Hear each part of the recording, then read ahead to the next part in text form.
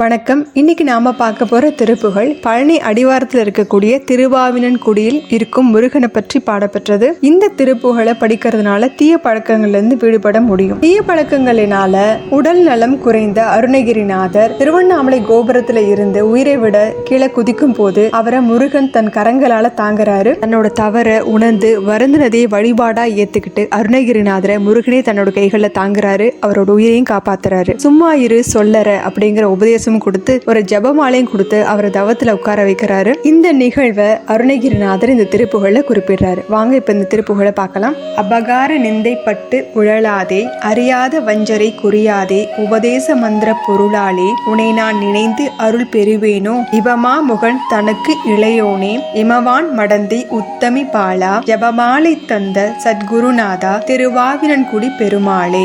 இப்போ இதனுடைய பொருளை பார்க்கலாம். அபகார நிந்தை பட்டு உழலாதே, மத்தவங்க நம்ம செய்யற தவறுகளை பார்த்து நிந்திக்கிற மாதிரியான வாழ்க்கை வாழாம, அறியாத வஞ்சரை குறியாதே, நல்ல விஷயங்களை சொல்லி தராத தவறானவர்கள் கூட சேராமல், உபதேச மந்திர பொருளாலே நீ எனக்கு உபதேசித்த மந்திரத்தின் பொருளையே எல்லாமுமாக கொண்டு உன்னை நான் இணைந்து அருள் பெறுவேனோ, உன்னையே நான் நினைச்சு உன்னுடைய அருள் எனக்கு கிடைக்குமா.